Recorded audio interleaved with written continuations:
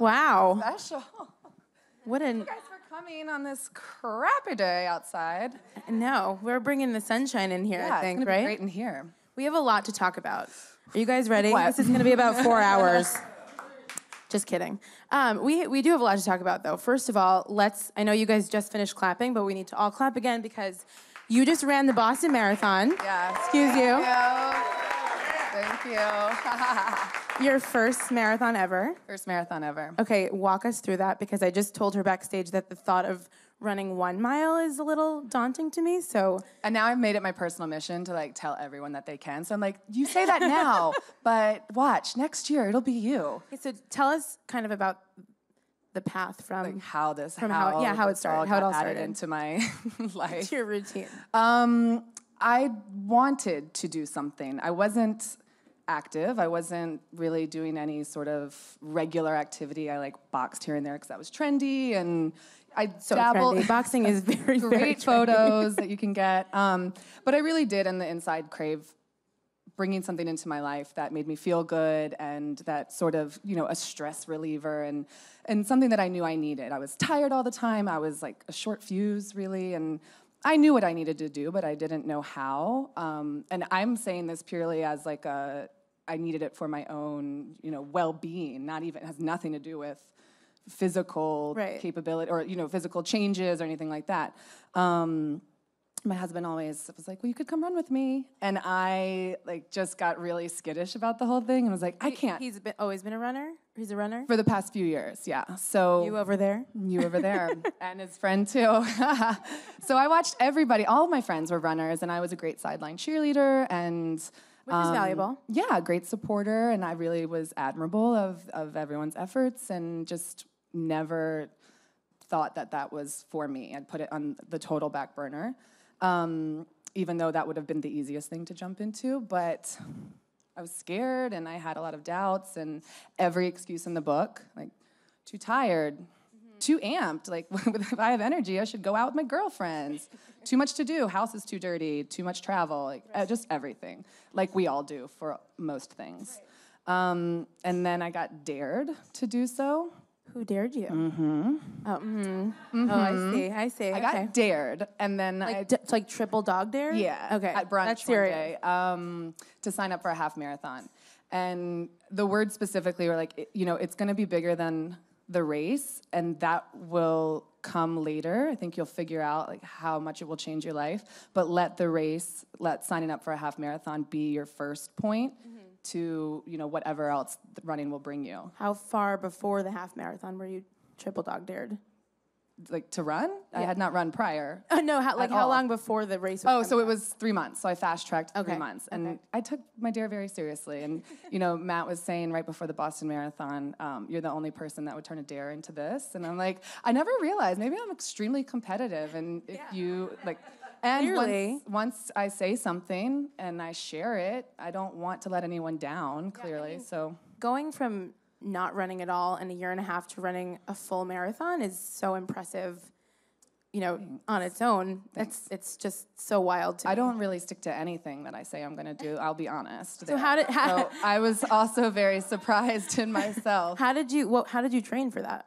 I enlisted all the friends who were already running to help me and show me the way, and I just committed to it. I was stuck to it. I actually used my voice that I have a platform, and used my voice to share that I was sort of taking on this mountain of a goal, and was very honest and vulnerable about what that meant for me because it was terrifying and I wasn't positive I could do it. So I think in a way, making it a community effort or everyone bringing me up, but at the same time I also became sort of a voice for the beginner and bringing life to that. So all of that combined sort of, that's what pushed me to the finish line of the first race and even the one that I just completed on Monday. Yeah, I wanted to touch briefly on that because you worked with Women's Running Magazine, right? Yeah. For Project Start? Yes. Can you tell us a little bit about that? Yeah, so in my journey as a runner, I realized how important it was to share the beginning days of any experience. I think that it's really intimidating for people to look at a runner sometimes, and if they don't look like that person from the start, they think that they can't do it. Right. So already we've put up a wall, we've told ourselves we can't, and there's fears and doubts and odd assumptions that come along with that. And so I wanted to, literally Project Start is as literal as it sounds, it's that I want to encourage you to start running today, because for sure you can. And I want to, help you along the way. I want you to know that you can do this. We'll do this together. I'm still new, I'm starting. Everything is new for me as well. So I just wanted to share the stories of a lot of women who, we'd all had our first day, and we all did it for different reasons, and, we were all searching for our own proverbial finish line. Right. And I thought that was really important for women to be able to relate to inspire them. Yeah, that's amazing. I think, being able to relate to somebody and to have someone say, I'm with you, I'm not just getting up and doing this on my own, is so valuable and so necessary. And with so many things, I just feel like nobody talks about the beginning of anything enough. Yeah. I don't talk about, we don't talk about the beginning of our careers or the struggle or the hard work enough. It's like we woke up and we're like, right, here we look are. at me now, here I am. And it's just so important. I find that's what is the most motivating part of someone's journey. What do you say to yourself or to maybe the community that you've been running with when you're just having a bad day, or you're not super motivated, or you're not into it? Everybody has a bad day, right? So what are your kind of tricks and tools that you've picked up? I just keep repeating, you got this. So that's how we got our hashtag for Project Start, because you can tell yourself that for anything. I wrote it in my hand for the Boston Marathon as well, because you can do anything, and it doesn't even pertain to running. It's funny that running is the actual physical activity that I'm doing with my body, but what it has actually brought on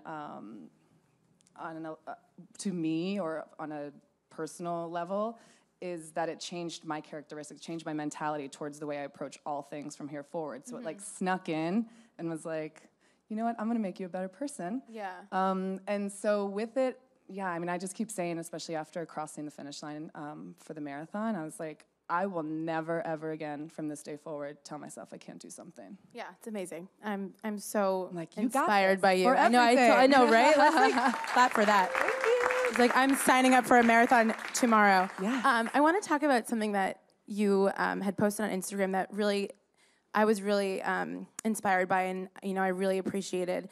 It was a few days or a few weeks or a week before the marathon, and you had posted a photo of yourself at the gym, and your caption said something along the lines of, why do we consider the word skinny a compliment? Yeah. And why do we keep using skinny as the compliment? And I was so, it really took me aback, because we do use that, right? You use it all the time. I'm guilty of doing that. Thank you. Right, and it's what we've been waiting to hear our whole lives. Right. That's the one thing that is what's turning your day around. And it's, when you stop and think about it for a second, it's so crazy, right?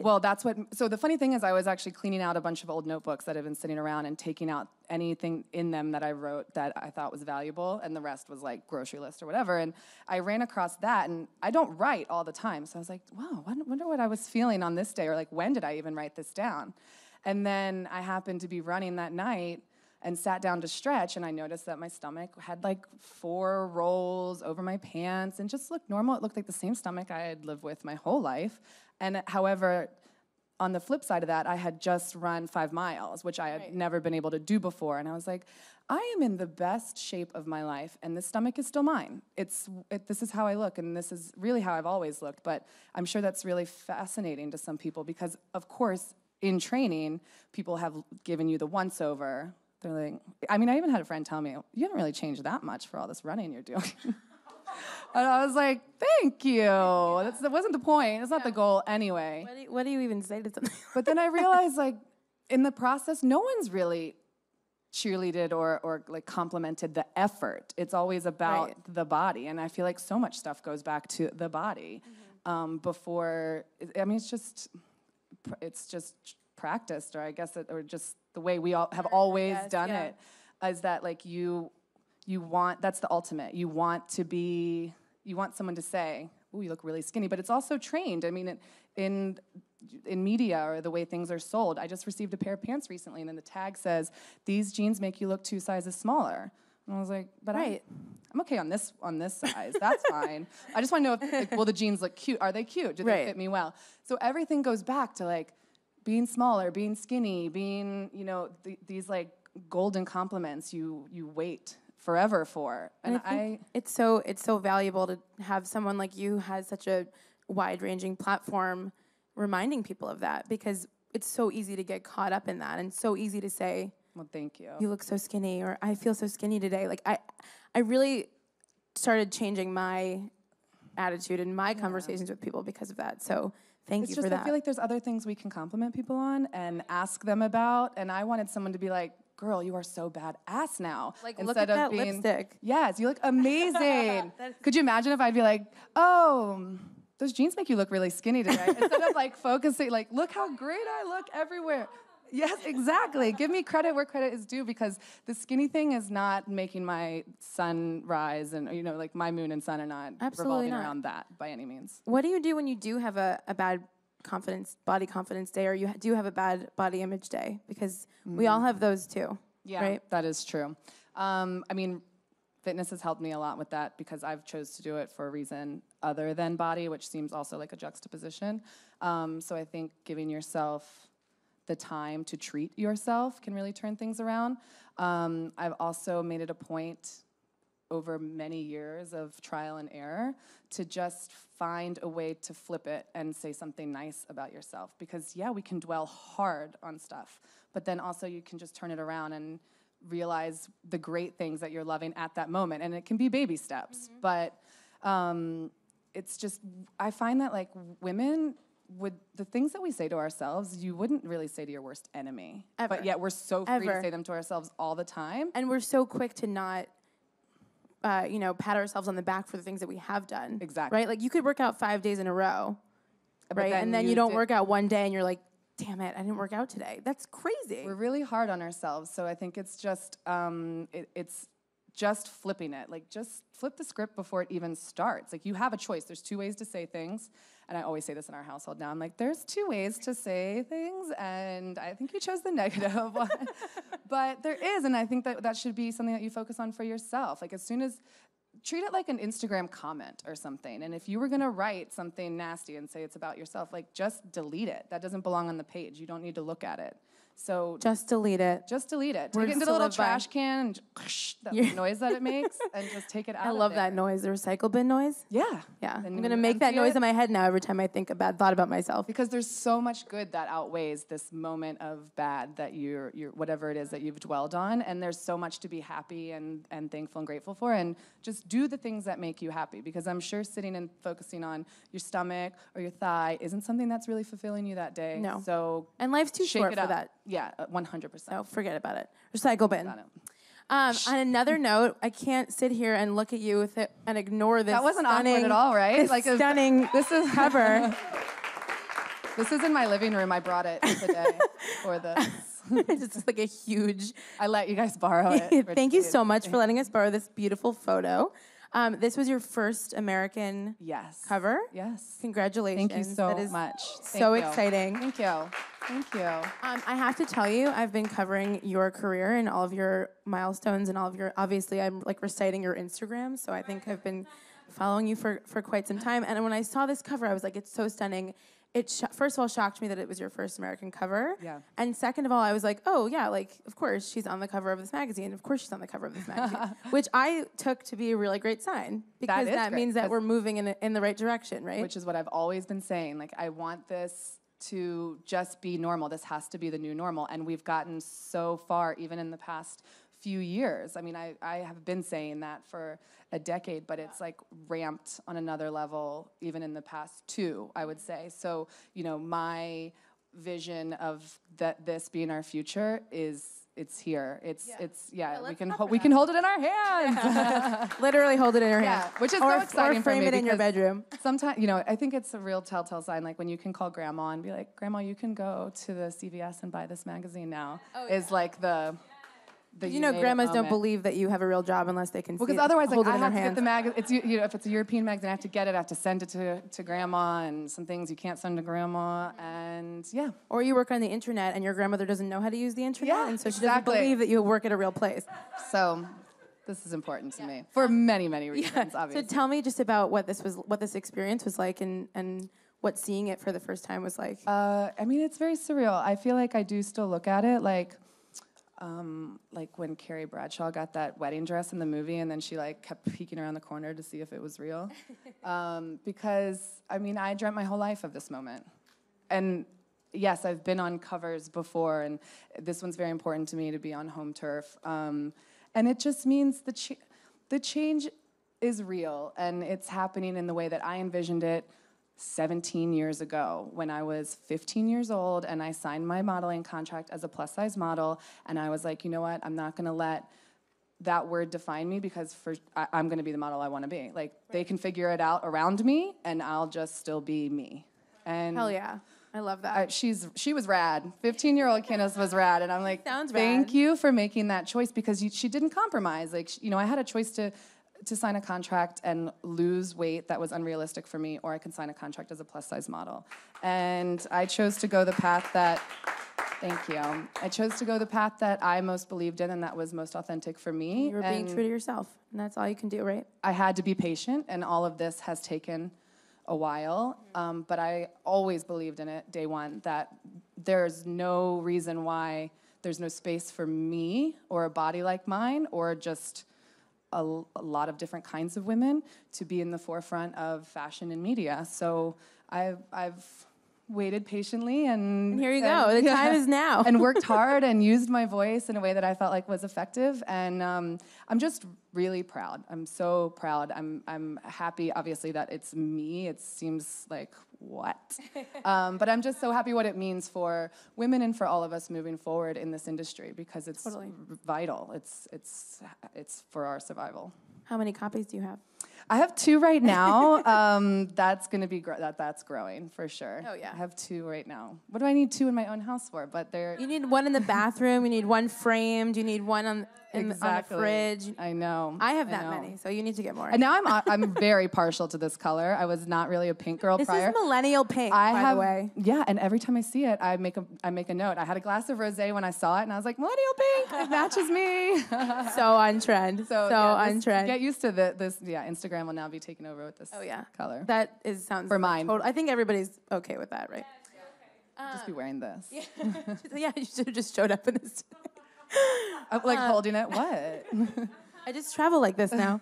I want to briefly talk about Fashion Week as well.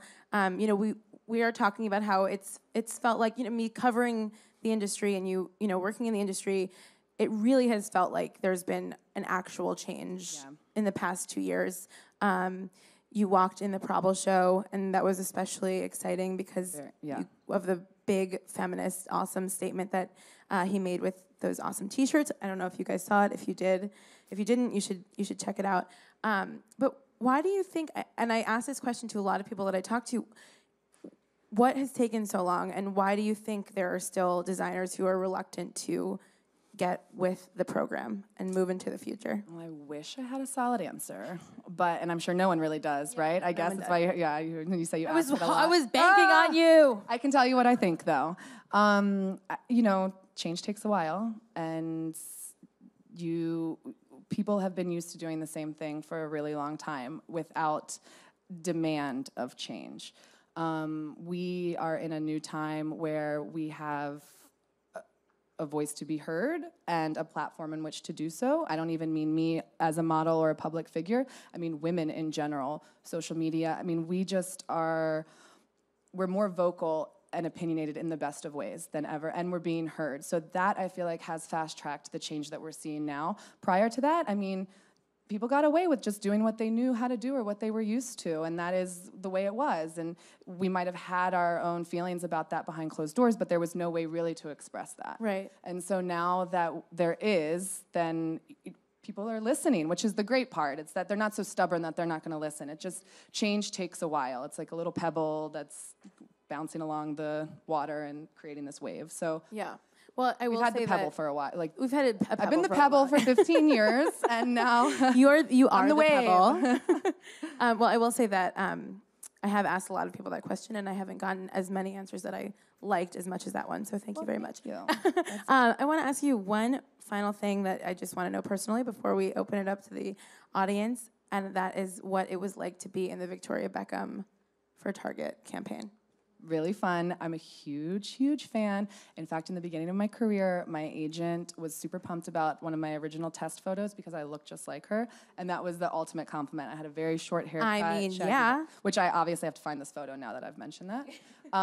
And she was amazing and came out on set and demanded right away that we stop everything and do the mannequin challenge. So how could you not be more in love? Yeah. The mannequin challenge with Victoria Beckham. I was already like obsessed with you, and now I'm just gonna like dream about what that must have been like. I was like, are we really doing this? Because I was actually really into the mannequin challenge, and so that was amazing. But also, what she's done with that collection, like aside from just a personal highlight of meeting her, what she did with the collection and how it was available for everyone, I think is obviously a really great sign of the times. Yeah, and they weren't always available in store, right? This was the first. Not always available in store, and then sometimes the collection would be smaller or different for the extended sizes. So because I'm so used to that, I stood on set and was like holding everything up in the smaller sizes saying, and I'll be able to get this too. And I'll be able to get this, but what about this one? Like, you guys won't certainly make these shorts for me though, will you? And they do, they made everything. So I just found that to be really refreshing, and hopefully a lot of people took notice, and that's what we will see from here forward, because how hard can that be? Right. All right, well, I think we're going to open it up to the audience for a few questions. Hey, Candice. Hi. Hi. I tried to run a marathon a few years ago, but I didn't actually finish. I got most of the way, but... I'm sorry. It's all right. Was everything okay? Yeah. Okay. I had to go to physical therapy for a little bit. Okay. I was wondering, did you have like any point during practice or the actual run where you were like, this is a little too much, I can't actually finish, or were you able to break through? Well, multiple times during the actual training, I went on record saying, like, there's text messages saying, like, what am I doing? Why am I doing this? I'm not even enjoying this. It's not even fun. And then the response would be, well, just, you don't often say that, so I think you do like that. So remember that the good times outweigh these bad ones, and that's very normal. And during the race, I had a really hard time. It was really hot that day, and I had just trained in a New York winter, so I wasn't used to heat whatsoever, and I was panicking, and I felt like I could never hydrate myself properly, and I was really freaking out. But in my mind, I figured if I'm just going to crawl there, then I'm still going to get to the finish line for sure. And I walked a lot, and I cried a lot. There's photographic proof of that as well. But it was a beautiful experience, and I just wanted to make sure that I didn't injure myself or end up having to leave the race because I pushed so hard that I passed out or something like that. So I just took it at my own pace and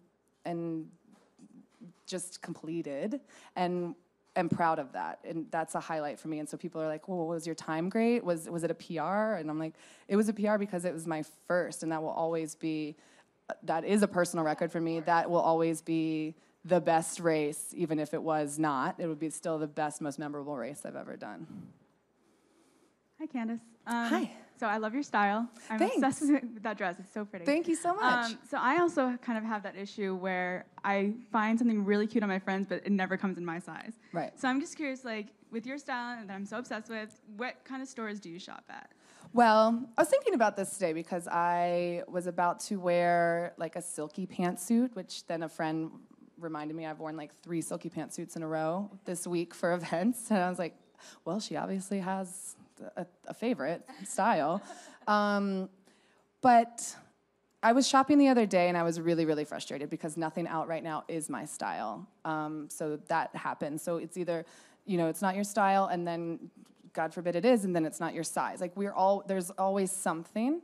But then you have to get creative in a way. So I went to the men's floor, and I feel like I hate that feels like a cop-out to say, like, well, if the sizes are not downstairs, go to the men's floor. But also, it's just that's a style that I gravitate towards, too, like a cool printed button-down, and maybe you can do a lot of different things with that. Vintage shops. I feel like now I'm looking, vintage shops are amazing, especially with sizing as well. And, you just keep looking, try.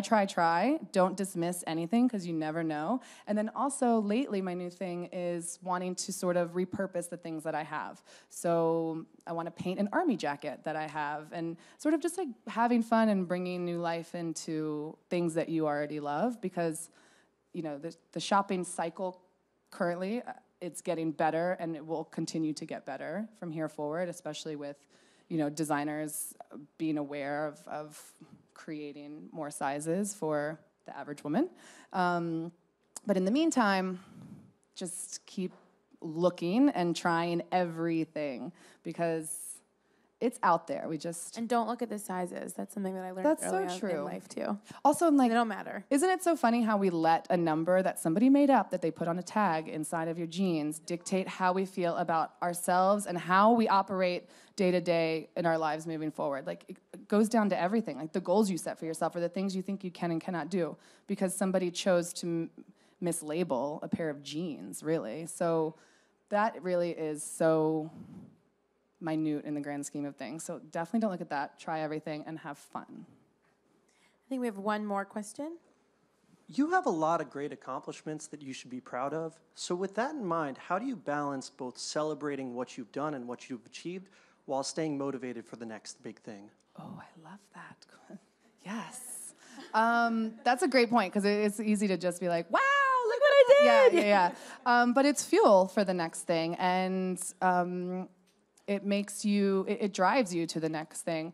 And, you know, just to even tie in running, because I'm always finding a metaphorical way to tie in running now, setting a short-term goal for yourself, I found, is vital when it comes to waiting for the big-term goals, the longer-term goals. So it's like, you know, we have all these grand things in mind for our career, for our family, for our home life, for, you know, it's all like the big-ticket stuff. But when you give yourself the in-between ones, the small victories, that is what pushes you. That's what keeps you going and makes you learn new things about yourself. It makes you proud of yourself. And everyone deserves to feel that about themselves because while you're waiting for 15 years for your moment, you need to have the in-between ones where you're like, you know what, I am amazing. All of this is my path 100%, and I'm sticking to it, and I'm making all of this mine. So it's the boost that you need always. So you have to set your short-term goals, your little goals. Nothing's too small, nothing's too big. Set all of them and work your ass off to get to them. Well, you are amazing. Thank you so much for being here. Can we get one more round of applause? Thank you guys for being here. Thank you guys for being here. Can we pick up the copy of Elle? Is it on newsstands now? Newsstands right now. Okay, so go get a copy. Go get 5 copies. Put them everywhere. Let's go over there right now. Yeah. We'll meet you guys all at Dwayne Reed in a little while. And thank you guys so much. Thank you all very much.